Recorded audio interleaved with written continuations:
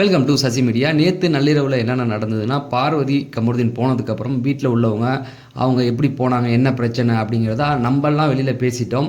ஏன்னா அதை பற்றி அவங்க என்ன பேசுனாங்க அப்படிங்கிறத பார்க்க போகிறோம். அதுக்கப்புறமேட்டுக்கு விக்ரமுக்கு வந்து நான் தான் போயிடுவேன் அப்படிங்கிற மாதிரி ஒரு சில எண்ணங்கள் இருந்திருக்கு. திவ்யா வந்து பார்வதியை பற்றி நிறைய விஷயங்கள் அரோரா இதெல்லாம் பேசுனாங்க. எல்லாத்தையுமே ஒன்று ஒன்றா பார்த்துருவோம். ஃபஸ்ட்டு தொடங்கினோடனே லைவ் தொடங்கினோடனே பார்த்தீங்க அப்படின்னா, கானா வினோத் அந்த ஒரு அங்கே கேக்கு வந்திருந்தால கிறிஸ்மஸ் கேக்கு, அதை எடுத்து சாப்பிட்டுட்டு இருந்தார். சாண்ட்ரா வந்து அங்கே அதிகமாக எடுக்காதீங்க, சுகர் இருக்குல்ல பார்த்துங்க அப்படின்னா கானா வந்து ஷாக் ஆகிட்டார். எனக்கு சுகரா, யாருமா சொன்னா அப்படின்னு. விக்ரமும் அங்கே வந்தாரா, அவர் இல்லை அவருக்கு சுகர் இல்லைன்னா அவங்க கண்ணை காமிச்சாங்க, இல்லை இல்லை அப்படி சும்மா தான் அப்படின்னு. சபரி இருந்தாப்புல, அவரு சொன்னாப்புல இல்லை பிபி தானே இருக்குது இவருக்கு ஏது சுகர் அப்படிங்கிற மாதிரி ஃபன்னாக போச்சு.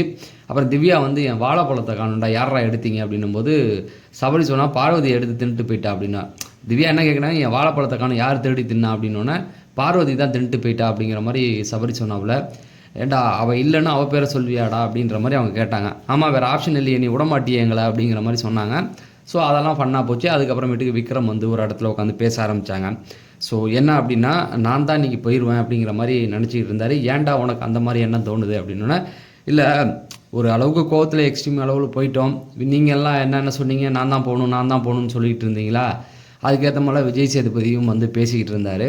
ஸோ அதனால் நான் தான் போவேன் அப்படிங்கிற மாதிரி நினச்சிக்கிட்டு இருந்தேன் அப்படின்னோடனே, இல்லை அப்படிலாம் இல்லை, ஒரு ஒரு ஒரு லெவலுக்கு மேலே எதுவுமே போகக்கூடாது, அது வந்து வேறு அளவு பிரச்சனையை கொடுக்கும் அப்படிங்கிற மாதிரி அவங்களாம் சொன்னனால அவரை பொறுத்த வரைக்கும் என்ன நினச்சிட்டு இருந்தாருன்னா, அவர் பண்ணது சரி அப்படிங்கிற ஒரு தாட்டில் இருந்தார்.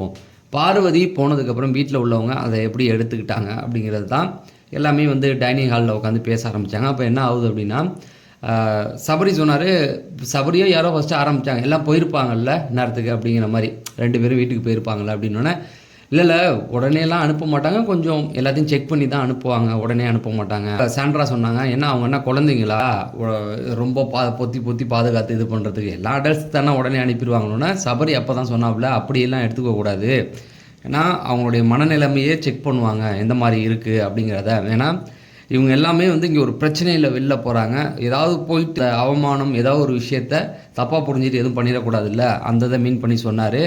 உடனே தனியாகவும் அனுப்ப மாட்டாங்க, வீட்டிலேருந்து ஆளை அனுப்பி விடுவாங்க, வர சொல்லுவாங்க, ஆள் வந்தோன்னே அவங்க கையில் ஒப்படைச்சி தான் அனுப்புவாங்க. ஏன்னா நிறைய விஷயங்கள் இருக்குது இல்லையா, அவனுங்களும் அவ்வளோ முட்டாள்கள் கிடையாது, டக்குன்னு வெளில அனுப்பி ஏதாவது பண்ணி இவங்க தான் பண்ணி விட்டாங்கலாம் கேஸ்லாம் எடுக்கிறதுக்கு.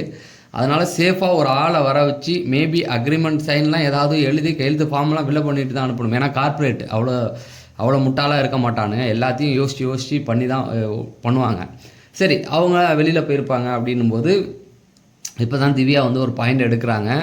அப்போ திவ்யா என்ன சொல்கிறாங்க அப்படின்னா, பார்வதியை எதையுமே வந்து மனசில் வச்சுக்கிற ஆள் இல்லை, கமருதீன் தான் அவன் லைஃபு ஒரு மாதிரி ஆயிடுச்சு, பார்வதி வந்து இதை தெரிஞ்சு தான் பண்ணா, வேணுக்குன்னு தான் பண்ணா, அதாவது இந்த வீட்டுக்குள்ளே இருக்கிற வரைக்கும் நம்ம வந்து இப்படி தான் செய்யணும் அப்படிங்கிற எதையுமே புரிஞ்சிக்காமல் பண்ணின ஒரு ஆள், பாவன் மட்டும் அவளை நினச்சிடக்கூடாது. ஏன்னா ஒரு விஷயத்தை அவர் எப்படி பார்க்குறா அப்படின்னா, ஒவ்வொரு வீக்கெண்ட்லேயும் வந்து விஜய் சேதுபதி அட்ரஸ் பண்ணுறாரு, அவர் தப்பு பண்ணிட்டா ஒவ்வொரு தப்பாக சுட்டி காமிக்கும்போது அதை எங்கேயுமே எந்த ஒரு இடத்துலையுமே அதை நம்ம மாற்றிக்கணும் அப்படிங்கிற ஒரு எண்ணம் அவளுக்குள்ளே இருந்ததே இல்லை.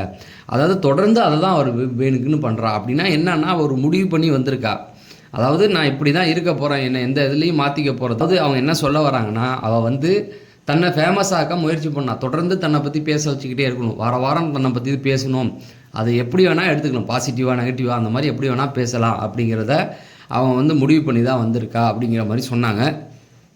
இப்போ அரோரா வந்து பெட்ரூமில் வந்து கேக் சாப்பிட்டுக்கிட்டு நக்கிக்கிட்டு இருந்தாங்க, அந்த இதை பவுல் இருக்குல்ல கேக்கை சாப்பிட்டுட்டு. அதை வேறு சொல்கிறாங்க, பிக் பாஸ் தூக்கி இந்த ஃபுட்டேஜ்லாம் போட்டுறாதீங்க எனக்கு அசிங்கமாக போயின்ட்டு.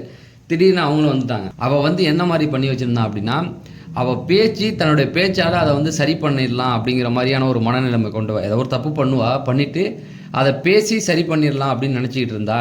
மெயினாக இதில் ஒரு விஷயம் பார்த்தீங்க அப்படின்னா, நேற்று பண்ண அந்த ஒரு தப்பை அவள் வந்து எப்படி இது பண்ணான்னா, தான் மேலே தப்பு கிடையாது, இதை ஒரு டாஸ்க்காக தான் நாங்கள் பண்ணோம், மற்றபடி இதை வந்து பர்சனல் இதெல்லாம் இது பண்ணல அப்படிங்கிறத ஒரு நரேட்டிவ் செட் பண்ணி வச்சுருக்கா.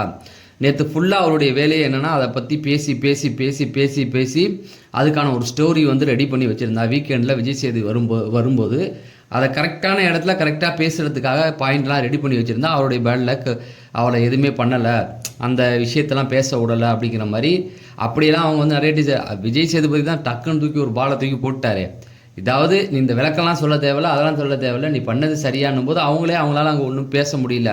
நாங்கள் பண்ணது தப்பு அப்படிங்கிறத அவங்க வாயாலே அங்கே ஒத்துக்கிட்டாங்க. அதுதான் அதை வந்து வீட்டுக்குள்ளே பண்ண முடியலன்னு தான் இப்போ வெளியில் வந்து கம்பி கட்டுற வேலையெல்லாம் பண்ணிகிட்டு இருக்காங்க. சரி, இது முடிஞ்சதுக்கு அப்புறமேட்டுக்கு அரோராவும் வந்து அந்த பாயிண்ட் எடுத்து சொன்னாங்க. அப்போ வந்து திவ்யா வந்து இன்னொரு விஷயமும் சொன்னாங்க. சேண்ட்ரா வந்து கீழே விழுந்தா அதை நடிச்சான்னு, அதாவது அரோரா சொன்னாங்க, அவங்க நடிக்கிறாங்க கீழே விழுந்ததெல்லாம் மயக்கம், அதெல்லாம் நடிப்பு அப்படிங்கிற மாதிரி தான் அவள் வந்து பேசிக்கிட்டு இருந்தா அப்படின்னும் போது, அப்போ வந்து இவங்க திவ்யா சொன்னாங்க, அவர் நடிக்கிறா ஏதோ ஒன்றுன்னு வச்சுக்குவோம், சேண்ட்ரா வந்து நடித்தானே வச்சுக்குவோம், கீழே விழுந்து பக்கத்துலேயே உட்காந்துருக்காங்க சேண்ட்ரா, அப்போ சொல்கிறாங்க நடித்தானே வச்சுக்குவோம்.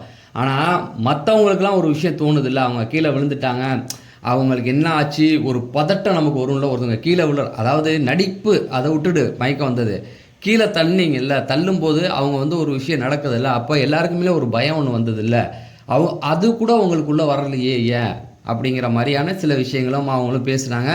அப்புறம் அதை வந்து அவள் உணர்வா அப்படிங்கிற மாதிரி பேசும்போது விக்ரம் சொன்னான், அவெல்லாம் அதை உணர்வா கண்டிப்பாக, ஆனால் இப்படி உணர மாட்டா, தனிமையில் இருக்கும்போது உணர்வா. அப்படின்னா தனிமை அப்படிங்கிறத அவர் எது மீன் பண்ணுறாரு அப்படின்னா, எல்லாருமே விட்டு போயிடுவாங்கள்ல, அப்போ தனிமையில் அந்த மாதிரியான விஷயத்தை மீன் பண்ணார். இல்லை அந்த மாதிரிலாம் நடக்கக்கூடாது அப்படிங்கிற மாதிரி பேசி அந்த விஷயத்தை ஷார்ட் அவுட் பண்ணிட்டாங்க.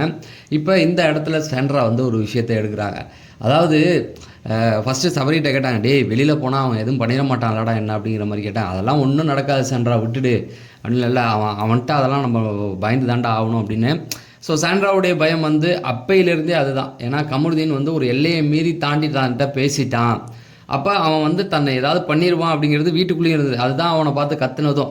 அதாவது என்னென்னா, அவன் அடித்தாலும் அடிச்சிருவான்ற ஒரு பயம் அவங்களுக்குள்ள இருக்குது. ஏன்னா அவன் வந்து அக்கான்னு கூப்பிட்ட ஒருத்தன் வந்து திடீர்னு இந்த அளவுக்கு இறங்கி பேசிட்டான் அப்படின்னா, அடிச்சிருவான், வெளியில் வந்தாலும் நம்மளை ஏதாவது பண்ணிடுவான்ற ஒரு பயம் இருக்குது. அதை தான் அவங்க சொல்லிகிட்டு இருக்காங்க. அப்போ சபரி சொன்னா, அதெல்லாம் நடக்காத விடு அப்படிங்கிற மாதிரி சொன்னதுக்கு அதுக்கப்புறமேட்டுக்கு இன்னொன்று சொல்கிறாங்க. அதாவது இன்னும் கொஞ்சம் அவரை கேள்வி கேட்டிருக்கான், அவன் நிறைய வார்த்தைகள் பேசினான், அதெல்லாம் வந்து கேள்வி கேட்கல அப்படிங்கிற மாதிரி எடுத்து போட்டாங்க.